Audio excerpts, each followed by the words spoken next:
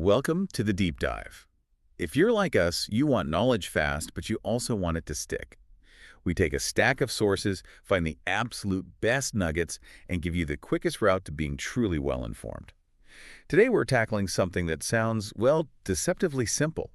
It's a skill that can be a huge fluency bottleneck for English learners everywhere. It really can. We've been diving into material that focuses on one thing: how to confidently and, fluently talk about your day. This sounds basic, but mastering this is like the express lane to building real conversational muscle. It absolutely is. The sources we looked at, they all recognize this one core frustration. So many people have the vocabulary, they know the words I ate, I drove, I worked, but they just freeze up trying to weave them into a natural story. It feels like reading a list, right? Yeah. Not telling a story. Exactly, like a Yeah. report. So our mission today is to get past those vocabulary lists and really unpack the structural blueprint of daily conversation. We're giving you the connective tissue, the shortcuts, and the psychological hacks that are going to maximize your learning efficiency. And this is the big one: banish that hesitation. And the promise here, the one we've extracted from all this material, is powerful. If you adopt this roadmap, you will dramatically increase your confidence and fluency in the most common conversational context there is. The daily debrief. The daily debrief. So let's jump in by tackling the thing that scares most people off. Grammar. Grammar. Okay, let's unpack this. The first piece of advice is, it's kind of revolutionary because it goes right at that biggest fear: grammatical perfection. The sources say to simplify everything, to rely on just two simple tense structures. Right. Now, I have to ask, for someone who's aiming for fluency, isn't that too basic? Yeah. How can you really cover a whole day with just two forms? That's a great question, and it really gets to the core of the strategy. The goal here isn't grammatical complexity, it's fluency through simplicity. When you talk about your day, you're really only dealing with two kinds of actions. Okay. Completed actions in the past and things happening right now, or, habits. So we're just avoiding all the complicated stuff. Mhm. The perfect tenses, the conditionals, all those things that cause you to stumble mid-sentence. Precisely. You strip the mental workload way down. For everything that's finished, you use the past simple. That's it. Your internal voice should just be thinking, I woke up at 7, I had breakfast, I went to work. Short, sharp, done. Exactly. They're facts, delivered in a line. And for the present moment. For right now, you pivot to the present simple or continuous. Right now I'm relaxing, or usually I read before bed. And this connects to a bigger idea in the sources. They say you should structure your thoughts not around grammar rules, but around a simple timeline. Morning, afternoon, evening. Morning, afternoon, evening. That's your entire structure. I love that timeline idea because it's an external system. You don't have to wonder, what do I say next? You just move the clock forward. Yes, because when learners feel overwhelmed, they jump around in time. Yesterday I had lunch, but now I'm tired, and 3 hours ago I checked email. And that jumpiness is confusing. For the listener and for the speaker, I'd imagine. For both. It creates anxiety. But if you force yourself to stick to that morning, afternoon, evening structure, you automatically keep your tenses simple and the flow clear. It also means you don't need to sound like an academic paper. Yeah. The sources really stress this. Short, clear sentences are the goal. They're the building blocks. Foundational blocks. I woke up, I took the bus, master those, and you're building fluency instantly. Okay, so that foundation is key. But if you just list those sentences... It sounds robotic. Right. It's like a police report, not a conversation. And that's where the next part comes in. If the simple sentences are the bricks, you need something to hold them together. You need the mortar. This brings us to what the sources call the glue time expressions. What's so interesting here is that these aren't just little words. They're linguistic signposts. They actually reduce the cognitive load for the person you're talking to. So they don't have to wonder, wait, did that happen before or after the shower? Exactly. You're signaling the sequence for them so they can just relax and listen to what you're saying, not struggle with when you did it. It's a huge conversational boost. And the sources have this great little cheat sheet of the most useful expressions. First, you have the big ones, right? The big frames. In the morning, in the afternoon, in the evening, at night. And then inside those frames, you need the little connectors. The transition markers. After that, later, then, and for your last point, finally. Those are the words that turn your simple sentences into a story. Let's try it with the example from the sources. They show how it all fits together, the timeline plus the glue. It's something like, in the morning, I woke up early. After that, I took a shower, then I went to work.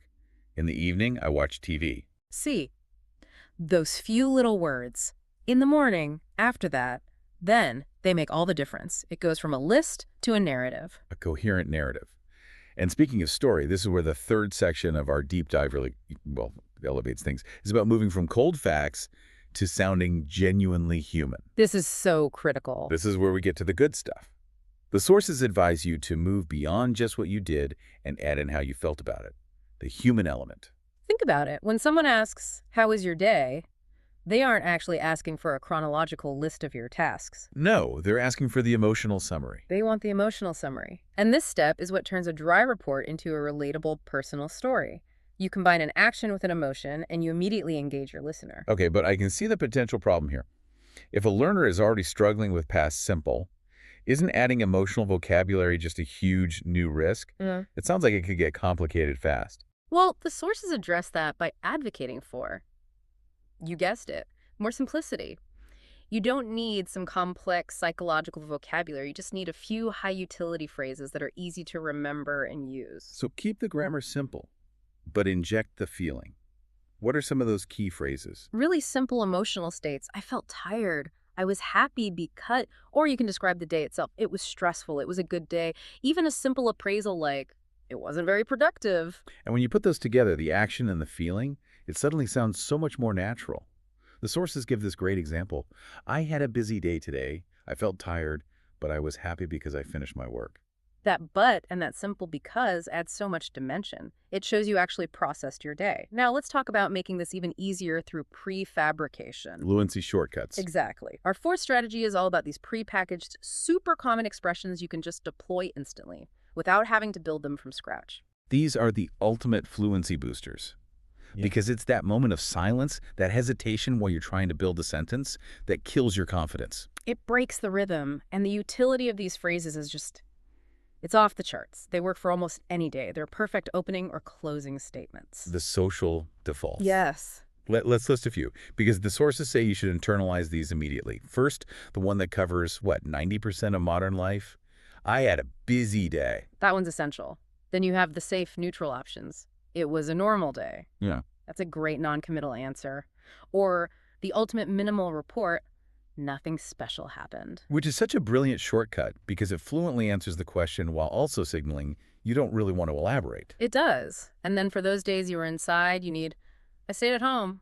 Or my personal favorite for a lazy weekend, I didn't do much today. These phrases are like hitting a quick dial button.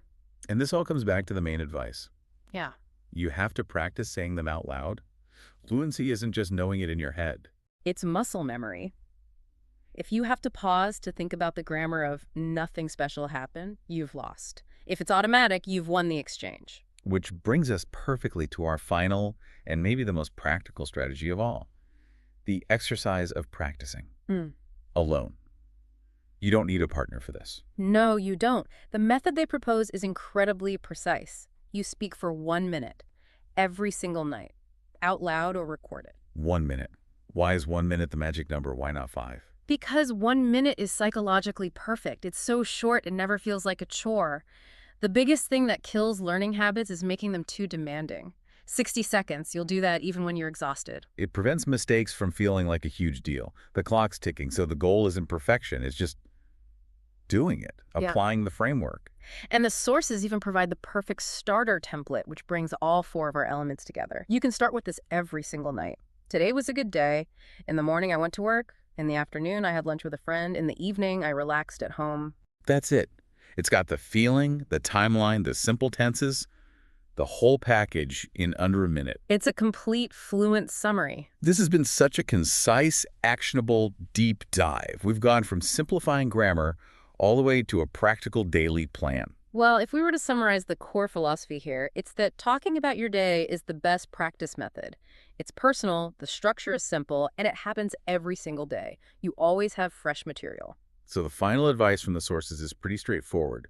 Keep your sentences short, practice for that 1 minute every day, and most importantly, understand that making mistakes is just part of the process. It's how you build the muscle memory. Just stick to the timeline. Don't be afraid to make them. And here's the final provocative thought we want to leave you with to apply this beyond just learning a language. Based on this very structured approach, If 1 minute a day on a personal, simple topic can fundamentally change your English fluency, what other simple daily habit can you structure today to maximize learning in a completely different field? Apply that principle of personal, simple daily to your next big goal. Something to think about. Thank you for diving deep with us. We'll see you next time.